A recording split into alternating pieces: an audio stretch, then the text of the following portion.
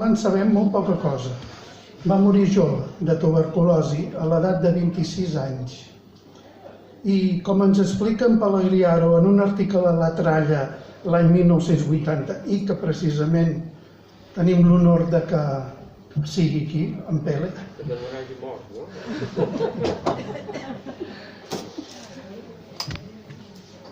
Aquest jove, mort als 26 anys, va ser company d'uns homes que després arribarien a ser pares de la nova Catalunya.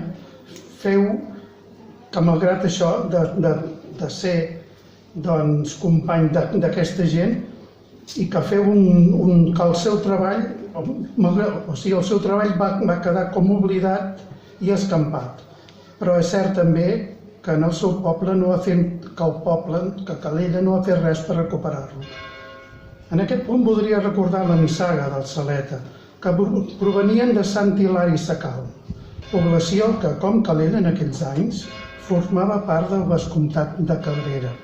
A principis del segle XVII s'instal·len a la nostra vila, concretament a l'antic mas del Bord de Badós, edificació que darrerament hem conegut amb el nom d'Hostal Vell i que avui, després d'una profunda restauració, se li ha donat una nova vida, acollint diferents serveis municipals sota la denominació d'Espai Can Saleta. Precisament aquí, en aquest pati del museu, podeu observar allà uns plafons que venen d'aquesta casa, obra del ceramista Joan Baptista Guibernau, dedicats a Sant Jaume, patró del nostre hospital, que, com ja sabeu, és a tocar de la casa del Saleta. Com podem veure en les explicacions que hi ha entrant en aquest espai Saleta, aquesta família fou una nissaga lligada a les armes i també als oficis de l'administració. Com a grans propietaris s'implicaren en la vida del comú. Alguns dels seus membres van ser regidors de la Universitat de Calella, delegats del Gremi de Marina i encapçalaren la Junta de Reconstrucció de la parròquia al segle XVIII. Al segle XIX varen militar sempre en el bàndol il·lustrat i liberal. De la nissaga podem destacar Valeri de Saleta, nascut a Calella l'any 1659, que esdevingué un rellevant militar i que participà en la guerra contra els francesos de Lluís XIV. En el seu moment, Calella el va honorar posant el seu nom a un dels carrers de la ciutat.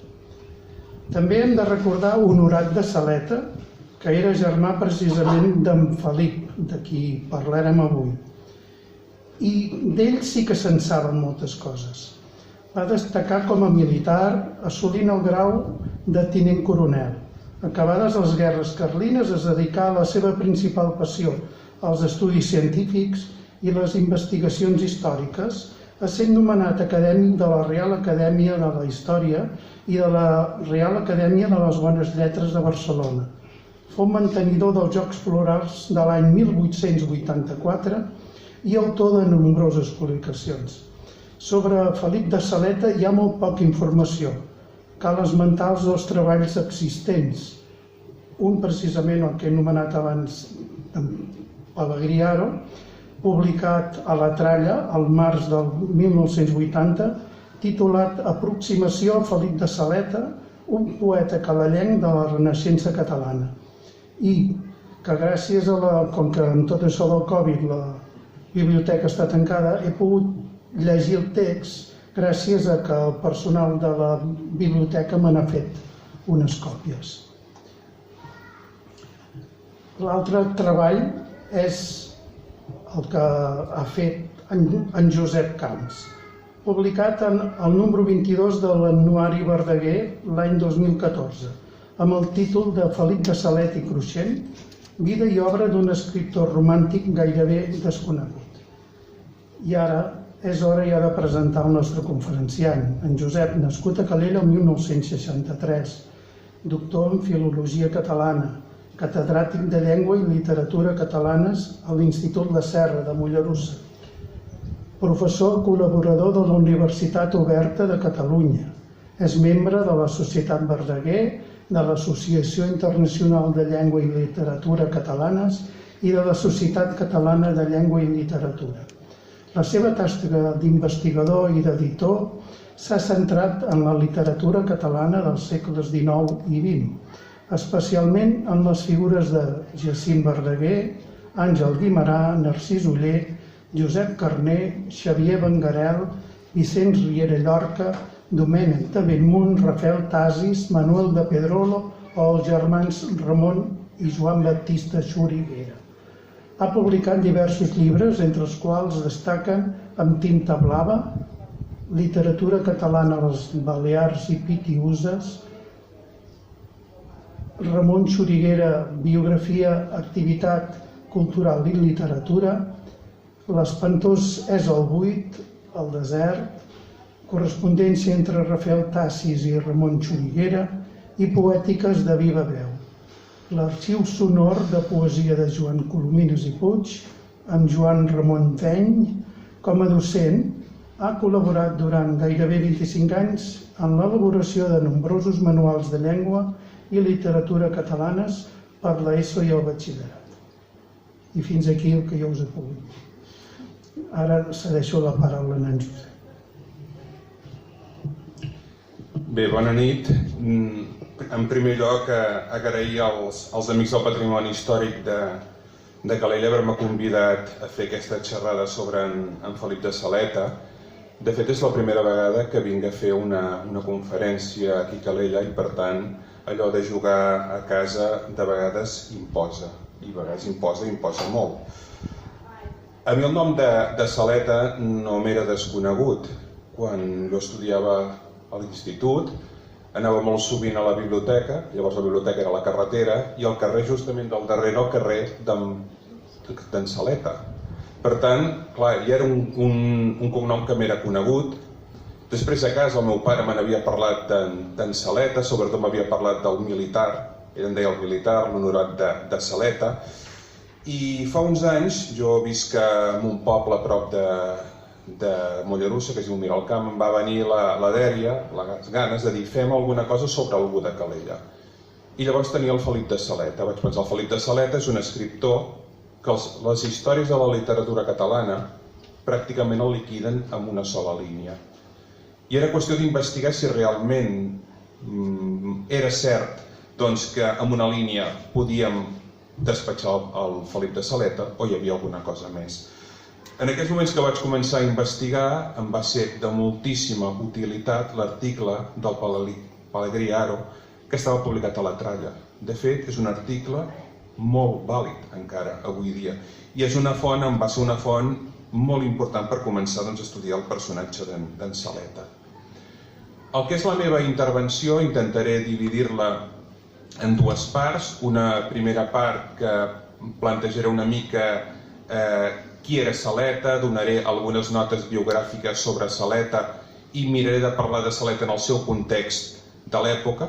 El títol de la conferència és Felip de Saleta, un escriptor o aportació calellenca a la Renaixença, i la segona part serà parlar de què va escriure Saleta. Per tant, els seus articles periodístics i els seus llibres de literatura. Bé, per començar, m'agradaria començar amb una citació. El 1895, ja feia 18 anys que havia mort Saleta, es va publicar un diccionario biográfico y bibliográfico de escritores y artistas catalanes del siglo XIX. El va escriure Antoni Elias de Molins i, en el cas de Saleta, el presentava de la següent manera. Deia el següent de Saleta. Diu, fue fácil poeta, de genio vivo, inteligencia clara, algo apasionado y exagerado en sus ideales literarios.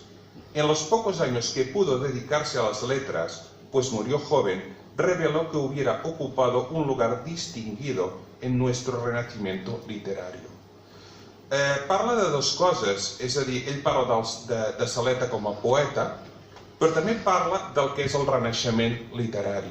I aquí hauríem de situar una mica Saleta en aquest context, què és la Renaixença i quin paper hi va tenir Felip de Saleta. Simplificaré molt tot el que és la qüestió de la Renaixença, però diguem-ne, tot i simplificant molt, la Renaixença és un moviment cultural que comença aproximadament a Catalunya cap al 1830 que és, diguem-ne, d'autor del que és el romanticisme, que és un moviment no català, sinó és un moviment europeu, i que aquest moviment, que comença sent un moviment estrictament literari, al final acaba agafant un altre abast que va més enllà de la literatura, perquè acaben sortint qüestions socials, qüestions econòmiques i qüestions polítiques. Fets importants de la Renaixença: la publicació d'un poema que es diu La Pàtria, de Bonaventura Carles Aribau, 1833, la restauració dels Jocs Florals a Barcelona, el 1859, de la mà de Víctor Balaguer, Milà i Fontanals i altra gent, o, per exemple, el fet que en una edició dels Jocs Florals, que és l'edició del 1877, que és l'any en què mor Felip de Saleta, guanyen els premis més importants, dos escriptors molt coneguts, Àngel Guimerà i Jacint Verdaguer. De fet, el que és la Renaixença pràcticament es començarà a esllanguir a finals del segle XIX, a l'última dècada, i serà substituïda ja al segle XX per un altre moviment que és el modernisme. He dit noms, he dit Àngel Guimerà, he dit Jacint Verdaguer, i Saleta serà un d'aquests membres de la Renaixença. I després, quan vagi fent la meva exposició, aniran sortint no només aquests noms, sinó probablement d'altres noms. Bé, què sabem de la biografia de Saleta? Sabem que va néixer exactament el 12 de juliol de 1851, va néixer a la Casa Pairal, la casa que hi ha actualment a la carretera, al carrer Sant Jaume, va ser el quart fill del matrimoni, el seu pare es deia com ell, Felip de Saleta, la seva mare es deia Josefa Cruixent, era el quart fill. El tercer fill, com bé s'ha explicat, era el seu germà Honorat, el militar de la família, i després hi havia l'hereu, que es deia Lluís, que és la persona que es va quedar les terres de la família quan el seu pare va morir el 1867. Saleta, per tant, venia de família, diguem-ne, una família, podríem dir que adinerada. Pel que fa a la